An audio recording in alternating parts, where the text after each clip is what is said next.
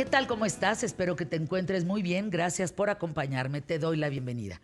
Mi nombre es Fernanda Familiar y hoy en QTF quiero platicarte la historia de Arturo Medina Vela y su lucha contra el Estado mexicano.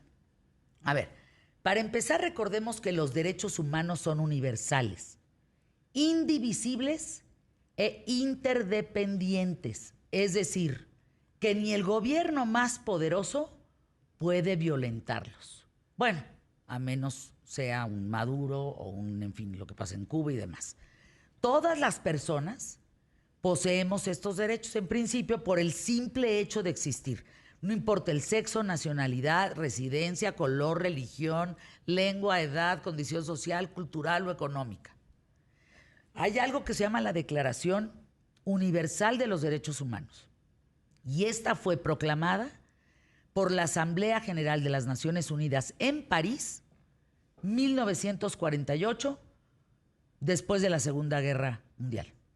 Entre los derechos más importantes están el derecho a la vida, a no ser sometido a la esclavitud, a no ser torturado, no ser discriminado y el derecho a la privacidad.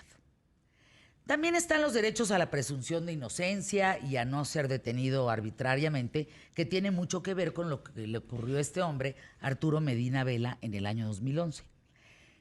En ese entonces, Arturo tenía 21 años y su vida cambió en un instante cuando él sale de su casa en la colonia Morelos, se acerca a un automóvil que estaba abierto y en ese momento la policía lo detiene y lo acusa de robar el coche sin que nadie pudiera ayudarlo.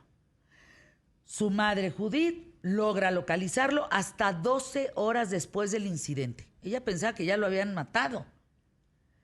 Bueno, la primera reacción de la mamá fue de una incredulidad total porque Arturo no sabía manejar. Y entonces, ¿cómo que?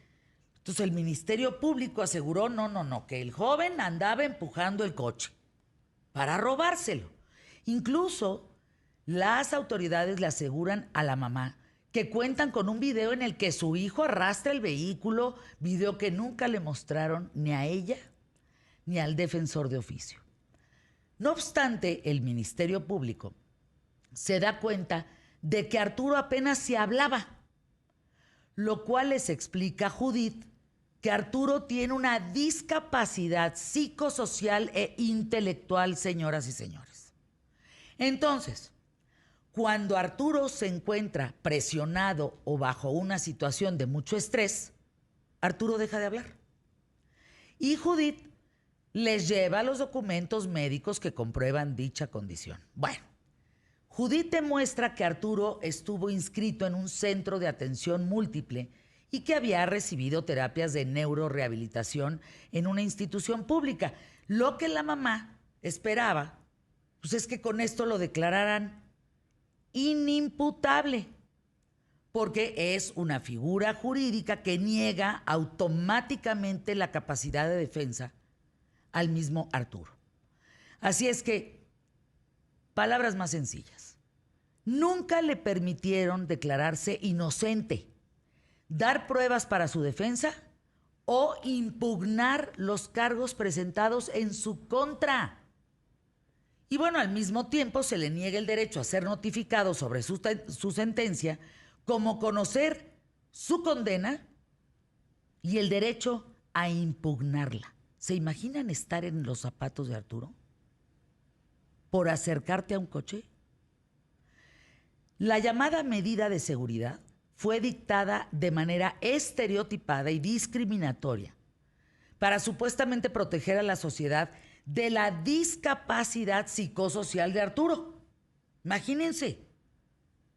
El dictamen se mantuvo a pesar de que la defensa argumentó que Arturo no representaba ningún peligro y que podía regresar a su casa bajo los cuidados y supervisión de su mamá. Les quiero decir que Arturo pasó 4 años en el Centro Varonil de Rehabilitación Social cumpliendo una medida de seguridad dictada por el juez. Su caso se envía al Comité sobre los Derechos de las Personas con Discapacidad en las Naciones Unidas Porque cuando ya México es corto en la ley, te tienes que ir al extranjero, a las Naciones Unidas, te tienes que ir a La Haya, donde puedas, porque aquí no hay manera de que te ayuden. Año 2019, este comité de los derechos de las personas con discapacidad de las Naciones Unidas concluye que el Estado mexicano había incumplido sus obligaciones internacionales y era responsable de la violación de los derechos de Arturo Medina Vela. El dictamen significó un fallo histórico. Fue el primer fallo que emite este comité sobre un caso que atañe a México, porque el caso de Arturo deja en evidencia un terrible problema. El problema de la discriminación, de las barreras a las que se enfrentan muchas personas con discapacidad intelectual, psicosocial en el sistema judicial de justicia penal mexicano. Yo te pregunto, ¿tú conoces casos como el de Arturo?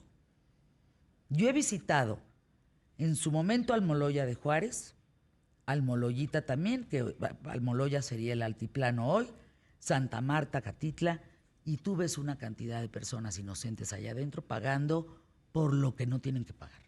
Así es. Y el diablo anda suelto.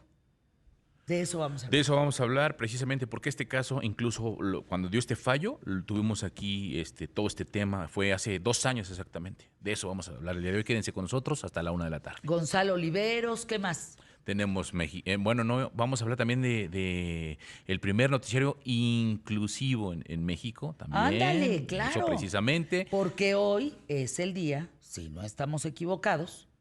Mañana. Mañana es 6. el día del moño verde, acuérdense. Sí, mañana todos tenemos que portar un moño verde, por favor, en pro de la inclusión. Arrancamos el programa, ¿les parece? Pie derecho, quédate conmigo.